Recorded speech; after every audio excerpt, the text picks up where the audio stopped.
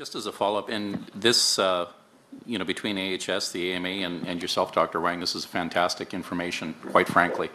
And I really appreciate everyone's candor to talk about this. What I'd like to explore is that gray area that we're talking about. And so part of it, I think Doctor, I missed your name there, from the AMA, you had said that there's a billings committee that reviews these practices, which is fantastic. The AHS, I'm not sure if you're involved in that process to make sure that the billings are correct. And now that you've got even membership coming forward, whether you're ahead or otherwise served, in your past, bringing this to public, it's on record, it's right now being videotaped and broadcast, whoever's watching, that there is an issue.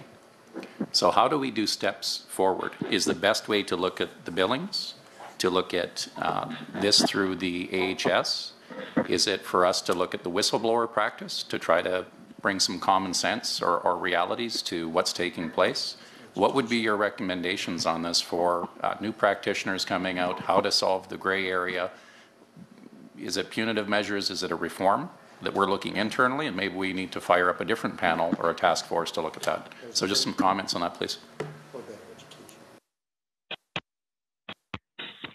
Maybe if I can just make a brief comment. Thank you.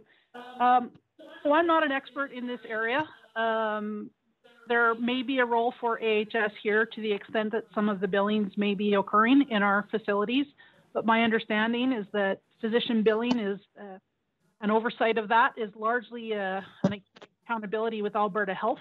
My general understanding is that they have some audit and inspection rights in relation to those processes. Again, I'm not an expert. I don't know what that process is and how often it's invoked. But there may be some processes already there that could be looked at in relation to this issue.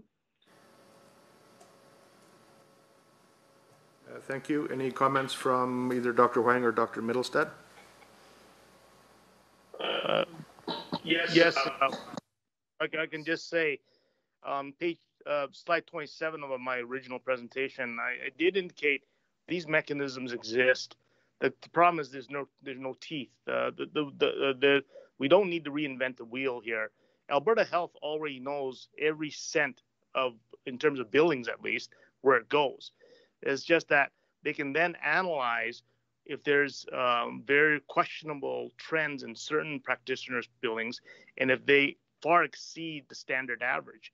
And that's how, when I was head of ophthalmology, the AMA would come to me and say, hey, we won't tell you who they are, but there's, for example, in one slide, I explained that they approached me and said, there's two practitioners who are billing one particular code at a rate of 300 times the provincial average. Can you explain that? And we looked at it and said, no, we can't. We hypothesized, and we said, well, no, I mean, this is inexplicable. And then what happened was then it ended there. And then I'm not trying to put Dr. Milstead on the defensive here. I'm just giving background here.